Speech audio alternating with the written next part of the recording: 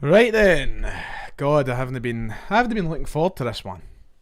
You know, it's not exactly one that I've been excited for, but nonetheless, ladies and gentlemen, welcome back as always to one of the weekly Q&A live streams. One which I'll probably drag on a little bit longer than usual. I think we're going to need more than half an hour to go through everything tonight.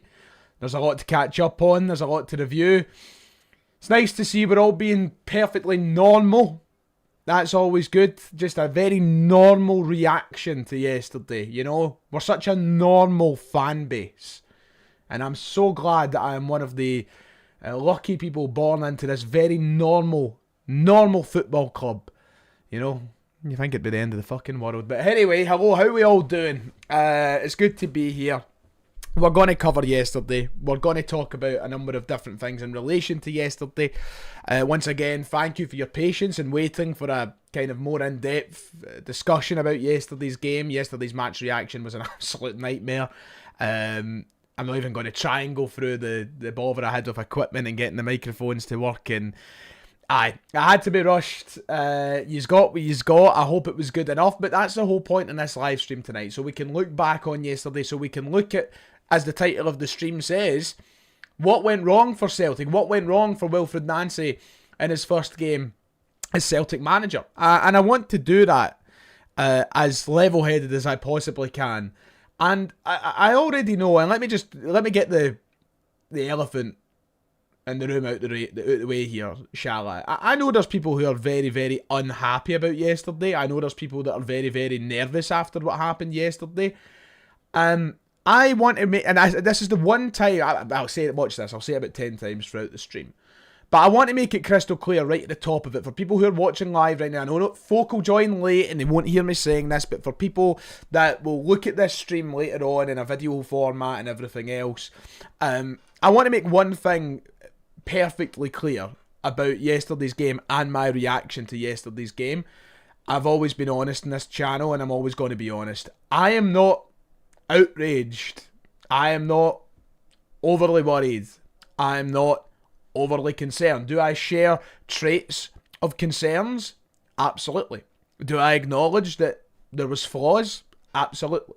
But if you're looking for some big performance, some Mark Goldbridge type Oscar nomination performance from me on the channel about yesterday, you're not going to get it here. And just at the top of the stream, I want to say that I think that some of the reaction to yesterday's game is absolutely embarrassing.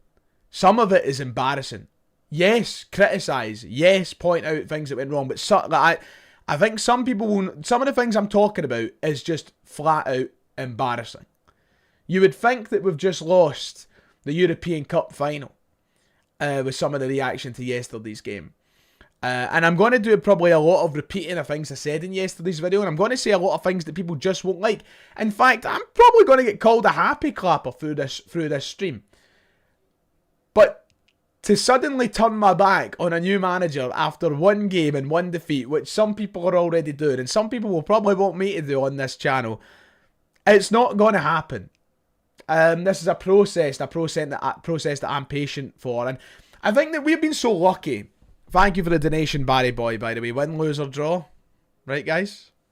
Right? I think over the last 15 years especially, since Rangers were liquidated, we have been battered over the top of the head by the Celtic board with calls like entitlement. We've been called, you know, entitled Neds and all these other things. They're phrases that we hear quite frequently, and I've always taken offence to that when it gets used in certain ways. I don't think that Celtic fans are entitled. I think that we just demand the best of our football club, and I think we demand to win trophies and win games because that's the standard that we've set. But, I mean, I would be lying if I don't say that sometimes as a support we show signs of babyish entitlement. Like, one game, and the first game for a new manager after being on the training ground for 2 days with his group of players, and as I said, once again, there's no entitlement in criticising certain elements of the game. I just mean that some of the mass overreaction that we've seen in regards to certain things that happened yesterday does verge on the line of entitlement. So I'm not calling myself or fellow supporters entitled for moaning about losing yesterday. That's fair. We should moan about losing. But some things have just gone too far. And some things are already blowing me away. And it puts you in that point where you're like, I don't even want to come on and talk about it. Some people you just can't reason with. So we're going to try and cover as many. I want to get as much of your points brought into tonight's stream. I want to hear what you all have to say, and I also want to get off my thoughts off my chest about things from yesterday that I didn't get to really elaborate on in my very rushed match reaction. I'm talking about this once. I want to get this done and out the way, because do you know what? This is my opinion. I think that it's fucking pathetic, the amount of conversation that's gone into this. So I'm talking about it now. For the 346 people who are here live, if people are late, I'm not even going to acknowledge the comments about it. This is the one and only time I'm going to talk about this. The tactics board. The extent of conversation about a bloody tactics board on social media after yesterday's game has... I just can't even begin. I can't even begin to describe how stupid half of it is. Whoa, wow. A football coach has a tactics board on the sideline. You would be blown away if you found out what's been on Gavin Strachan's laptop over these last few years. If a tactics board has got you pissed off. Anybody ever watched any other team sports? You know, in basketball when they've got the whiteboards out and they're discussing plays, or in American football when they've got the play sheets out and, you know, tactics boards. Or has anybody watched football for the last, I don't know, 20 years, when there's been iPads, when there's been laptops, when there's been notepads? Managers and coaches have their systems, they have their methods. And by the way, if a tactics board scares you, don't go on the Celtic Park tour, because you're just going to get pissed off when you go into the changing rooms and you find out they have, oh my god, wait for it, a tactics board. I think that it's absolutely pathetic, some of the reaction. And I agree with what I see from Mr. J Turnbull in the chat here. Sky Sports knew what they were doing by zooming in. The same thing happened with Ruben Amorim at Manchester United not long ago. He was on the sidelines using a tactics board, and I think I've been a very, very, very, very, very loud critic of Ruben Amorim over my time in watching football. I'm not washed by him. I'm not his biggest fan. This is football in the 21st century. And if you've been crying out for modernisation, and if you've been crying out for things to change in the dugout, if you've been crying out for fresh ideas, oh my goodness, God Almighty! And if you cannot hack, and you think it's embarrassing that somebody's got a tactics board, a football manager with a tactics board, if you think that is embarrassing, it's not the sport for you. It's not. And this is all I want to say about it, because I actually think it's pathetic giving it airtime. I was like, somebody was like, I'll make sure and put it in your thumbnail for tomorrow. No. Why would I? He's a man doing his job. By the way, Martin O'Neill, Brendan Rodgers, Neil Lennon, Ange Postecoglou, they would have all been looking at tactics on the laptops and the iPads in the dugouts over the last few years. Just Sky Sports didn't bother to zoom in on cameras, you know. It's just, it's a non-story for me. It's a non-story. And, you know, I don't even know why it's been given the airtime that it has, and it's been given the discussion that it has. And it's not going to go away, because it's got, you know, we'll play Roman Thursday. He'll probably have his tactics board there. The cameras will zoom in on it again. Well, it's not Sky, so maybe they won't. We'll play the cup final on Sunday. The cameras will zoom in on it again. And until we start pulling off a few results in a row, it'll continuously be a story. And I just can't be arsed with it. It, for me, has just been so tedious reading about all of that. A manager who's looking to change things. A manager that's looking to be proactive in his way of managing. A manager who's just going through what it takes to be a football manager and drawing up your tactics. I cannot believe that people have got such a problem with it. And if you think it's embarrassing, I honestly don't know what to tell you, because if you're wanting a Neil Warnock or a Sean Dyche or a Sam Allardyce who walked into the training ground on a Monday and told the lads to get on with it and play like men, you're about 20 or 25 years behind, at least. In fact, I think I'm being generous by saying 20 or 25 years. So that's all I want to say about stupid tactics boards. I want to get it done and I want to get it out the way, because I know that it's a big topic of conversation from what happened yesterday in the game. Thank you to Joseph for the 199 saying he loves me like a son. Thank you. I love you back. And Jake, who donates $4.99, saying we lose one game and the man who's been here for 3 days needs to go, in quotation marks. The players need to take a look at themselves and not the manager, especially Maeda. Don't worry, I have a lot to say about Dies and Maeda and I'll get to later in the stream. I appreciate the donation, Jake, my brother, and I find it really interesting, your point as well. I take it on board. Yeah. Let's move off of the tactics board. Let's talk a wee bit about yesterday. And I am saving a big portion of the stream to your saves, your opinions, and I want to hear what you say. Yesterday, Celtic weren't good enough. There was obviously concerns. There was obviously worries. Things that I think will need tweaked and tinkered with over these next few games and weeks.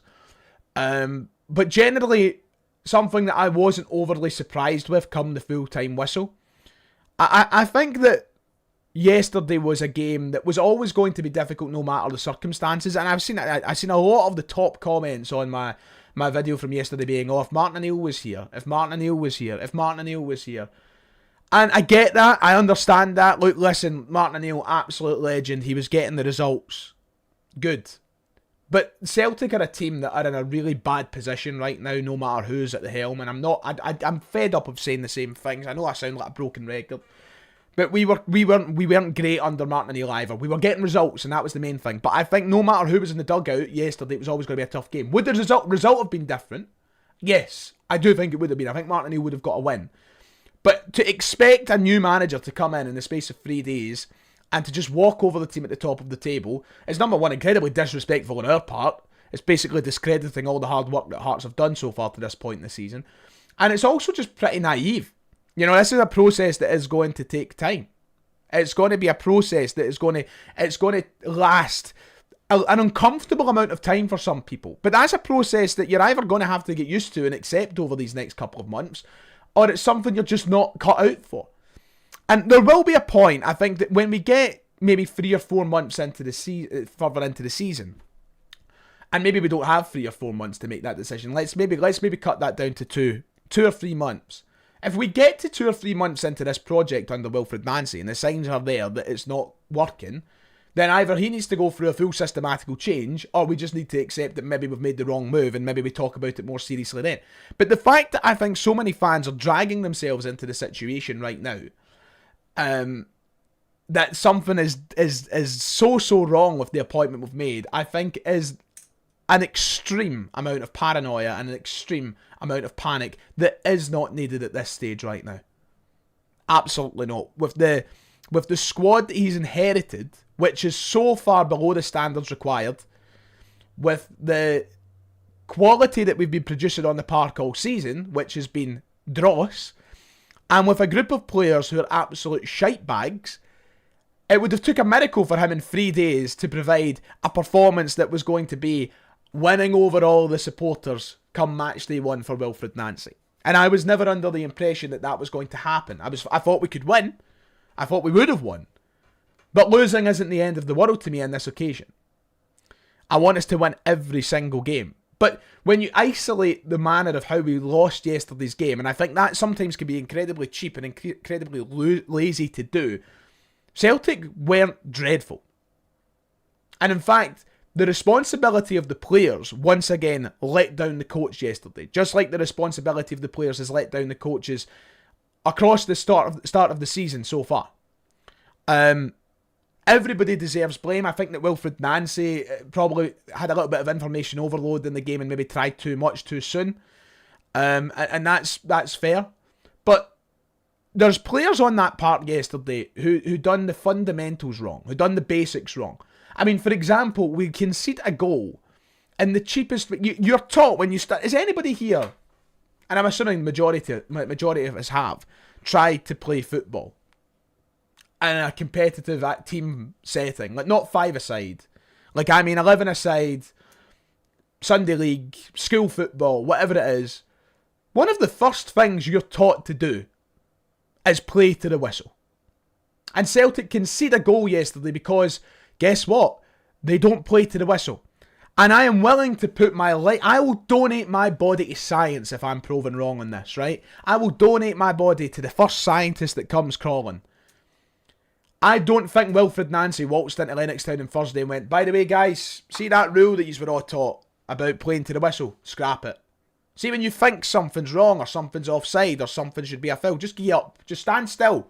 That's how we conceded one of the goals yesterday. We also could have had 2 goals in the first half, which would have sent us flying, which would have got us 3 points. But we have a striker at the minute who is so badly out of form, and I'm going to talk about him later on the stream, not deserving to be a Celtic player right now. Not deserving to be in the Celtic starting 11. We started the game, I thought, very, very well yesterday, and I think that the signs of what Wilfred Nancy wants to do at Celtic were actually very encouraging in the first 20 or 30 minutes of the game. If we could have sustained that throughout the 90, we would have won the game. And I know that's very ifs, buts, maybes, that's all well and good. We lost Ryan, I know we did. But what's been a common trend for Celtic this season? Under Brendan Rodgers, under Martin O'Neill, and now in the first game under Wilfred Nancy. What's been a common theme? This team cannot sustain levels of performance that are good enough. When Brendan Rodgers started the season, we'd play well in one half, the other half we were pish. We'd play well for 20 minutes, for 70 minutes we were pish. Under Martin O'Neill, it happened as well. Hibs, the most recent example. First half, brilliant. I'm thinking to myself, one of the best 45 minutes of football I've seen from Celtic. Second half, we looked like a team that wasn't even deserving to be in the top flight of Scottish football. We cannot sustain. And one of the fundamental issues with that is the players are just not up to standard. So, I think that we've seen in the first half an hour of yesterday's game, the signs that Wilfred Nancy is going to deliver something good for us. But he's not going to be able to do it with a team full of shite bags and a team full of dross. Because that's exactly what we've got. I think that as the game went on and the signs were there that something wasn't working, he could have and maybe should have reverted back to something more familiar to this Celtic side. I mean, I'm basically saying there, or maybe we go back to a back 4 and we finish off the game like that, go with a shape that's a bit more familiar. But he was trying his best to do whatever he wanted to do. I think he was trying too much. But I don't have a problem with that. I don't have a problem with him trying to get it done his way so quickly, and I know some people will. But this is a Celtic team right now that is so poor. And I doesn't. We've seen, for example, today Nicky Hyen has been sacked from Bruges, and I've seen people in this comment section in this live stream already going, "Oh, I wish we waited a little bit longer. I wish we got Nicky Hyen." I hate to break it to you. If Nicky Hyen was given a Celtic job and he was handed this team, he'd be having just as hard a time because they're shit. They are shit. So, this is going to be an uncomfortably long process for some people, and some don't have the minerals for it. That's fine. If you need things to be delivered to you on a silver platter on a short-term basis, cool. I can't help you. I can't convince you to wait and be patient in the process. But you're going to have to learn somehow, because until he gets recruitment done in January, until he's given some money to go and spend on his own players, this team is really, really bad. I wanted to focus on one player in particular, and listen, I think that there's so many players. I see talks about Negre in the chat, we'll come on to him, but one person just to start things off for a moment here, and I don't like ever putting one player in the line of fire. I always feel pretty bad when I just focus on and target one player. I think it's unfair. But there's one player this season who has been so poor and is somehow starting every single week. And I think he's getting away with something big time. If it was let me just drop his name. Daisen Maeda. It's done. He should be on the first plane out of Glasgow in January, as soon as a transfer offer comes in for him. If that clip comes back to bite me, if he starts picking up the form and he stays beyond January, cool. He should be scoring yesterday. And there's no excuses for that miss. There's no excuses for the amount of misses that he's been responsible for. Coaches can't help that. In those moments, what is Wilfired Nancy meant to do? Use the power of mind control so Dyson Maeda can hit the target? It was the same against Kairat Almaty and Rangers when he's through one-on-one with goalkeepers. That's a quality issue. That's a problem of the player himself. And I think that we have to admit that the quality there for Dyson Maeda is non-existent. He should not be starting. He should not be starting for Celtic. Detach yourself from the love affair you might have had with him last season. Detach yourself from the form that hasn't been there for, hold on, how many months is that now? 8 months? Detach yourself from sentimentality and favouritism just because Wee Dyson was a good player. He has cost Celtic single-handedly competition status this year, never mind results. His miss against Kairat Almaty was unforgivable at the time for me. And just like the stuff that we saw yesterday, I just cannot wrap my head around how he's still getting games in the team. And that's, I guess it's just because we don't have any quality in behind him. It's the main question. Who starts ahead of Maeda? Here we are. We're answering our questions as to why we're struggling to get results. Because the squad is terrible. It's really bad. And now let's separate ourselves from targeting Dyson Maeda and Dyson Maeda alone. Let me move to other players for a moment.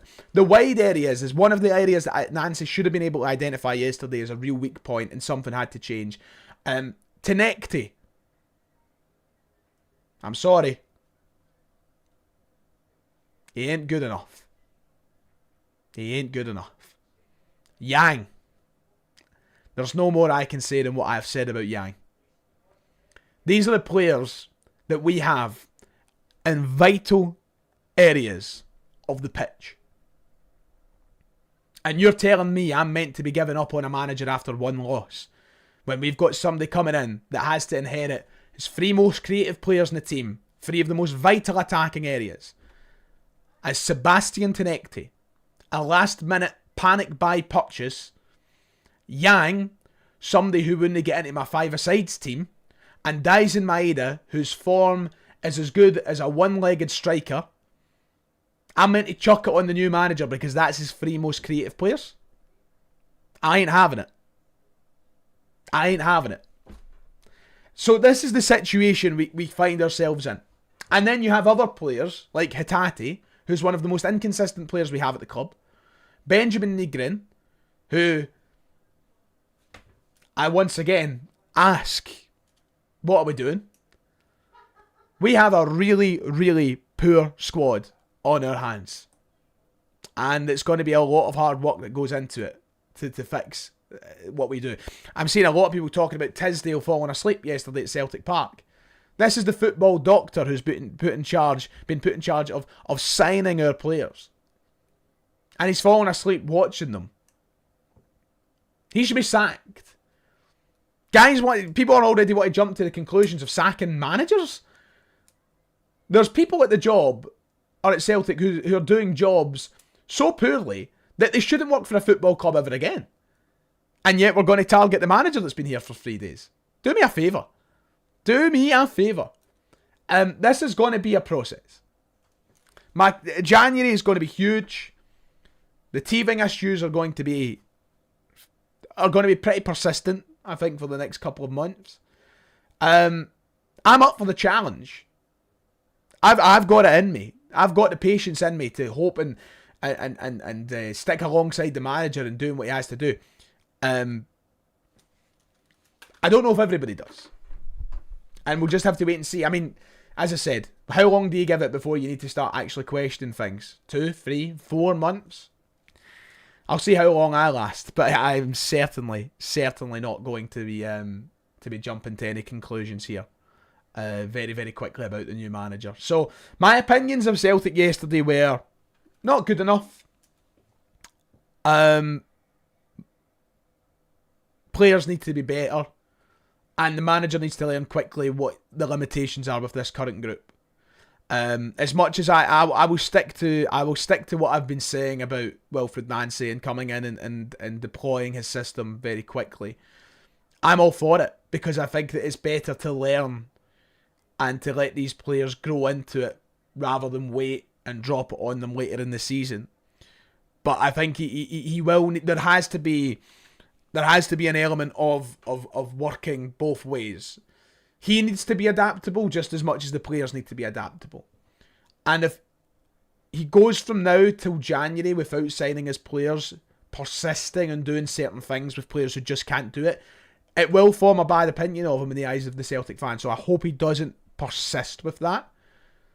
But my God almighty, he needs more than 3 days in the training ground, ladies and gents. And if you cannot see that, then I know that I'm talking to brick walls. I know that I'm talking to brick walls. Everybody, I want to get to the chat. I want to get to yous, right? I've spoke for much longer than I anticipated before coming to the comment section. I'm on in 27 minutes here, but I had a lot I want to get off my chest. I said this yesterday to a couple of the guys backstage at ICW, and I will die on this hill because I think it's true. The very same people who were shouting at me and all the fans who've been vocal against the Celtic board by protesting, by chanting, and by whatever else, they were the ones coming out and saying, "You're not helping the team. Back the team. Back them. Back the manager, back the team." I feel like a lot of the same ones that were doing that then are now the ones that are already getting their knickers in a twist and already talking about getting rid of a manager very, very quickly. So we have work to do. We have work to do. And I trust the process. I'm on board with that process. And we'll wait and see how it goes. Right. Shall we get to you guys? I mean, there is over 600 live viewers in the chat as I scroll through right now. It's going to be difficult to get to every single person. That's obviously not going to happen. But I'm going to try and get to as many of you as I possibly can because I know that there's so many different things to be said about yesterday's game, about the first few days under Wilfired Nancy. And we're going to try and get through as much as we possibly can. Right, who's kicking us off? Where am I starting? Kieran McLeish. I remember when we lost to Steven Gerrard's Rangers 1-0 at Ibrox and his first derby. Even though we lost, I'm getting that same feeling about Nancy's first game.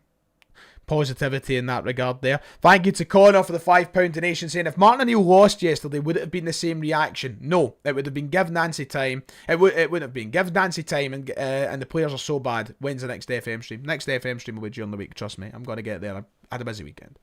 I think that I didn't have a busy weekend. Well, I had ICW in the Celtic game. Saturday I was just chilling.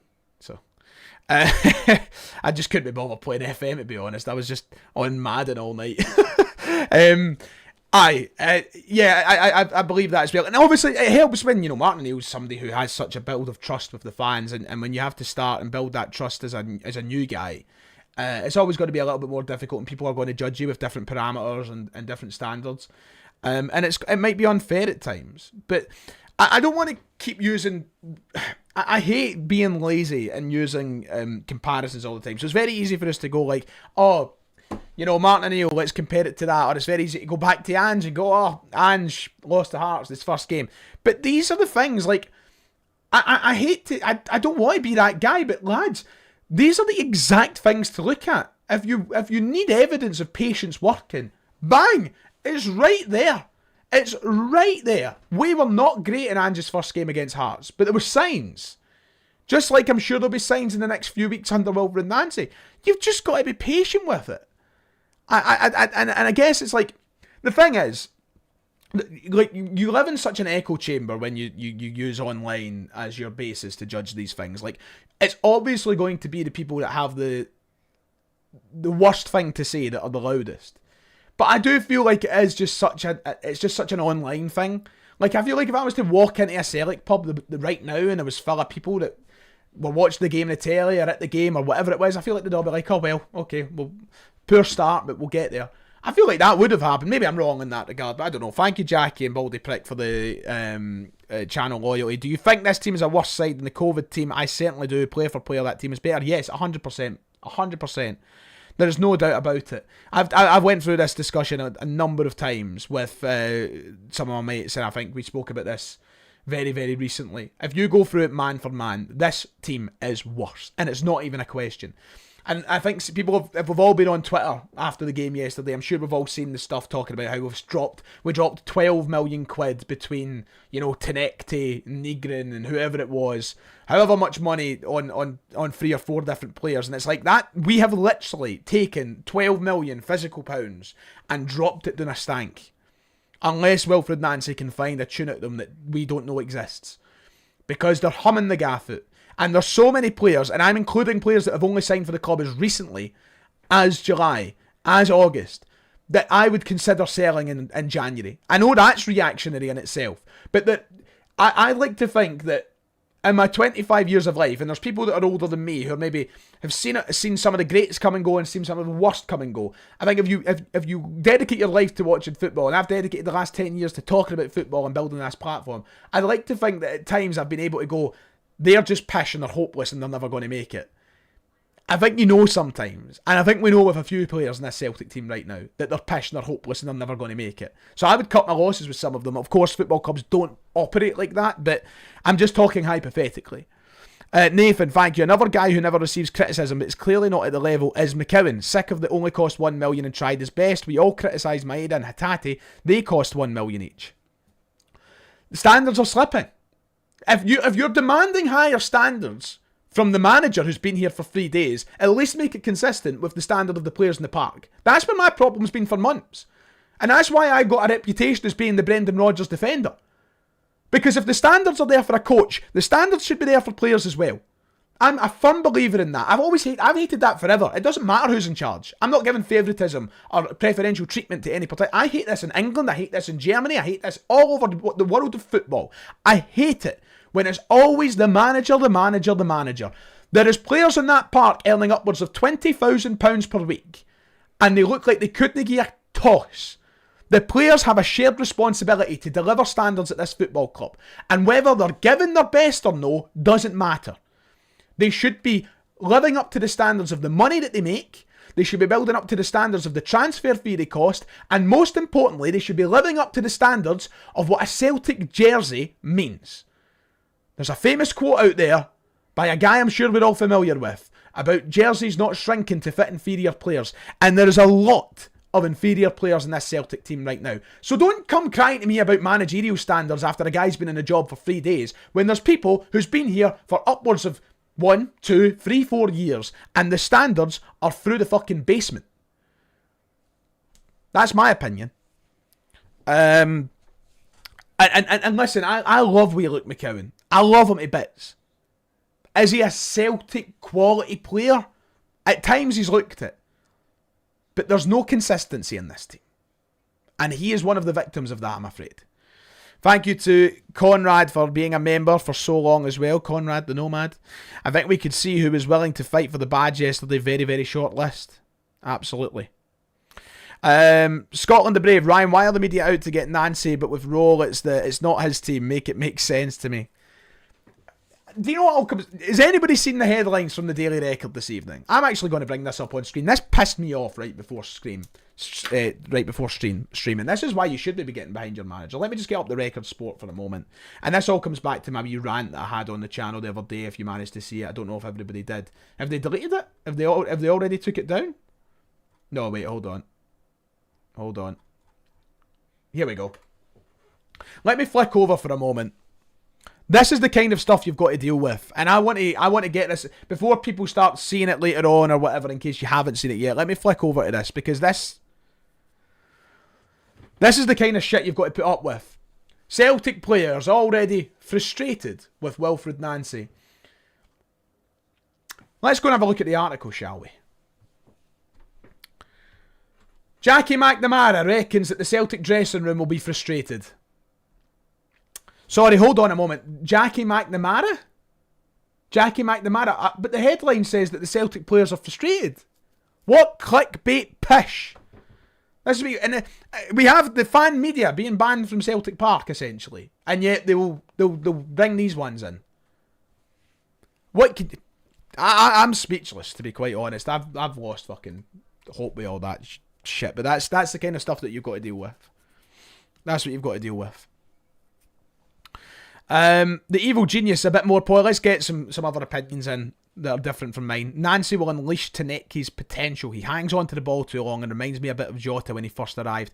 I admire your optimism. I don't share it with Taneki right now. And even though, like, I was buzzing with him after the first couple of games, and when I go back and I watch the highlights from those last couple of games, I then see, like, he wasn't actually that good. It was just the fact that we were so shite at the time and we didn't have any players who were willing to be direct. I'm not dismissing that there's a chance. There's always a chance, and I want every player to succeed if they have it in them. But I just fear that he's not got the bravery, the composure, or just the quality to be a Celtic player. Like, it's all very well and good running forward with the ball, but when you don't have the know-how to move the ball at the right time, I fear for you. But on that note, you're right in the terms of who we in charge of getting that out of his game. The coach, Wilfired Nancy. So, you know, it's a fair observation to think that that Nancy could maybe change that about Taneki. I don't have much faith in regards to that. Let's see. Transfer window can't come fast enough. Absolutely, you're spot on there. All he needs is end product. I suppose so, but I mean, end product is obviously the biggest part of it, but I feel like there is other things about his game that also does need improved on, to be quite honest.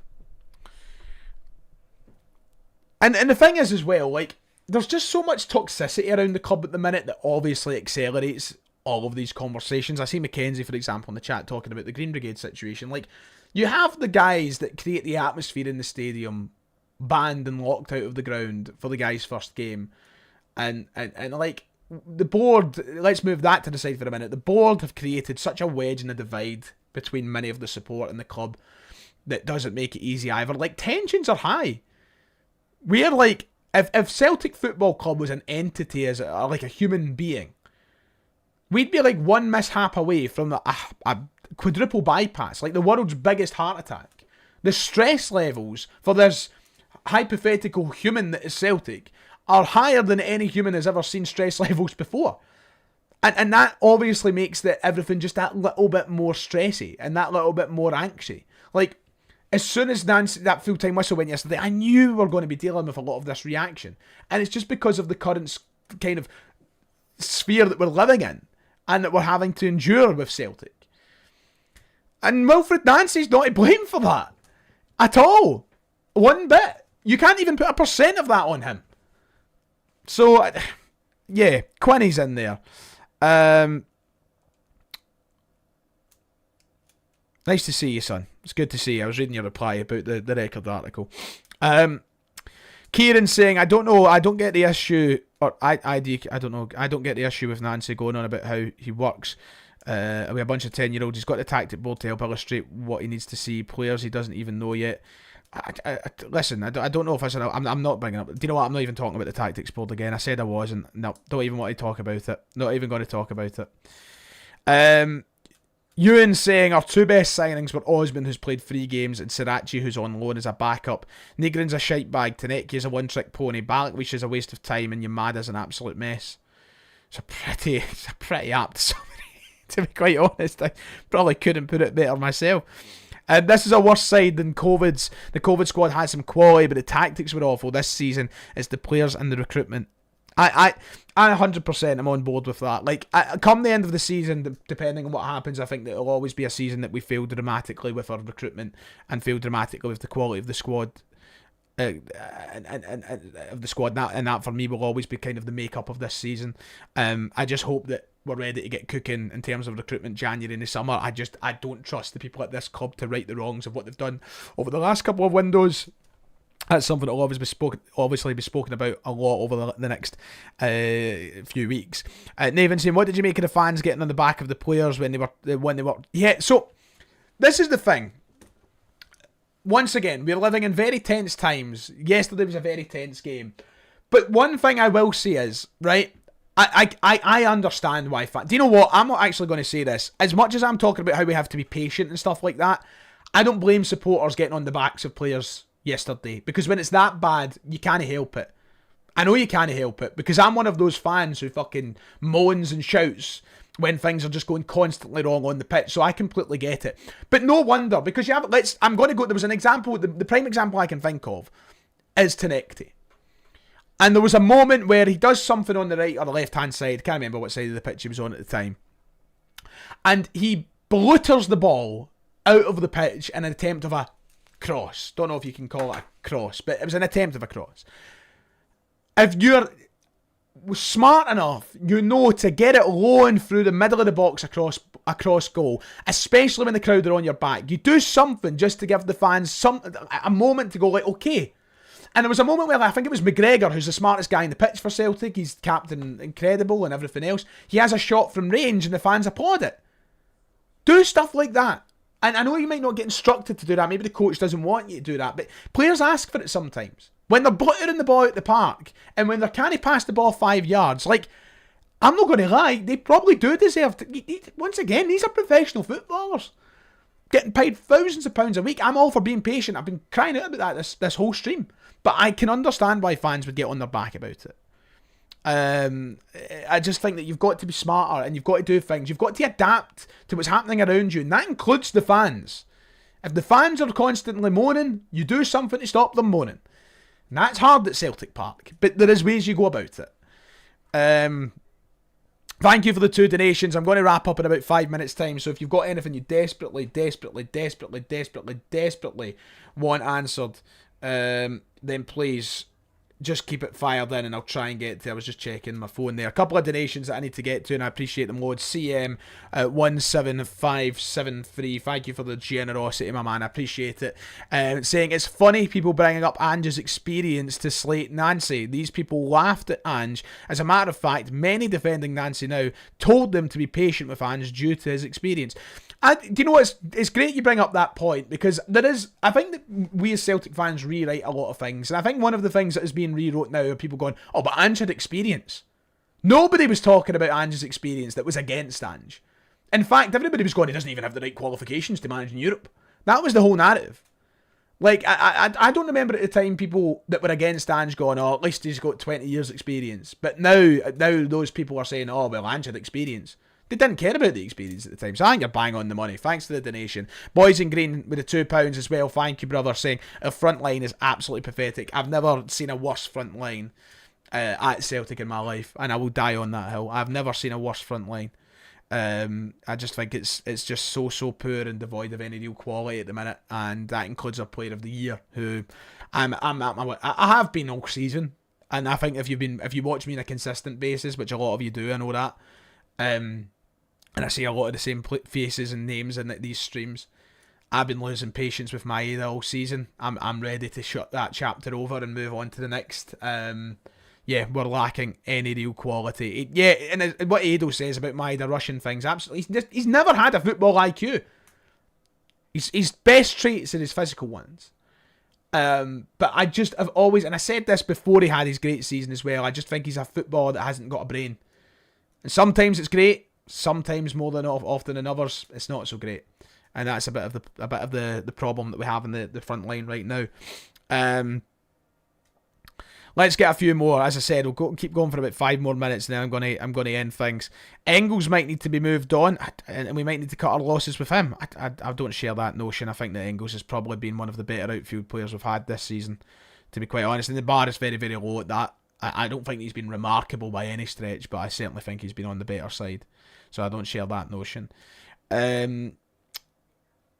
What about Montgomery, Abada and Juranovic? What about them? Why are they getting brought up? Yeah, Quinny, 100%. Composure especially. Like, there's moments where his technique is fantastic. Like, we've seen him score some crackers, but it's not consistent. The composure, though, just doesn't have it. He does not have composure. And as Mackenzie's also said, I do now truly believe that year that we had with him was special and should be remembered fondly. In 10 years' time, I'll talk about that one season from Dyson Maeda like it was one of the greats. But I also probably will acknowledge it as the longest purple patch in the history of football, to be quite honest. What do you think of Scotland's World Cup group? I like it. I'm feeling good about it. The lack of subs was quite frustrating. Maeda offered nothing after the miss, but was left on for the 90. I 100% agree with that, Cammy. As I said, I don't think I'm defending him, and I'm willing to be patient and all that jazz. But I don't think he done things perfectly yesterday, Nancy, and I think the substitutions was a big part of that. There was players that were on that park far too long. You then obviously bring yourself back to the conversation of like, who's going to change the game? Have we got players that can change the game? Not necessarily, but I think you should at least give them the chance when the ones in the park are doing so badly. So that was probably one of the criticisms that I did share with many people about the manager's decisions yesterday, to be honest. Oh, yes, of course, the front line again. But it wasn't like a consistent front line, Tom. It was like a one-time thing. I'm talking about like front lines that we're getting used to seeing. This is Celtic's worst that I've ever had to go through. Like, I'm not going to count front lines where it was like 1 or 2 games. I mean ones that were like, you know, I'm now getting used to seeing Yang, Tanecki and Maeda starting games for Celtic. And that is something I should never, ever have had to say. And that in itself summarises all of the failings from this Celtic board. The fact that we're talking about those, not so much Maeda because different story, but Tanecki and Yang, they're consistent Celtic starters. They should never have been consistent. Tanecki, like, I want to give the boy some leeway. I don't want people to come back in a year or two's time if he's doing well going, oh, Ryan, you absolutely hated him. So I do want to give him some leeway. But this is just fact, this part. Tanecki shouldn't even have been a Celtic player. He was a last-minute panic signing that we got robbed for. I mean, there was a quote that came out after the signing that was basically like, oh, aye, Celtic were robbed for more than double his worth because they knew they were desperate. Like, Tanecki was never meant to be a Celtic player, and I can see why. So, like, these are the things that I'm like, you know, who's to blame for that? It wasn't Wilfired Nancy. Wasn't Brendan Rodgers either, apparently. That's one of the reasons they told them to stick the job. So, you know, there's so many people behind the scenes that are still existing within the walls of Celtic that are going to hold us back. Surprised Nacho hasn't come back in at all. He wasn't amazing, but it can't be far worse than the front line we're playing. Yeah, I agree with that. I don't know if it's maybe fitness related that's just keeping him out of the squad. I'm not entirely sure, but I think that it's one of those ones that I wouldn't even mind him coming back into the team now because of how bad we are up top. But once again, similar to the way we're talking about Tanecki a moment ago, should never have been a Celtic player. I hear Nacho, and I know that's not your point, Nathan, so don't worry, I'm not aiming it at you, but he shouldn't have never been a Celtic player. And yet he is. Which is just embarrassing in itself. Right, a couple more, and then I'm wrapping up. A couple more, and I'm wrapping up. Tanecki is 2 years older than Engels and scored fewer goals, and a more advanced position in the park as well.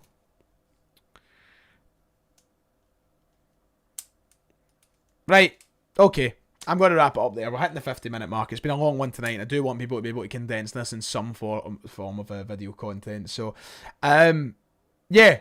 Back the manager, man. My kind of closing message is, yeah, yesterday wasn't great, but I'm not tapping out yet.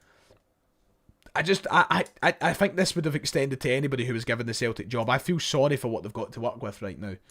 And I just hope that Nancy can maybe get the better side of them playing football over these next few weeks when he's afforded that sort of time.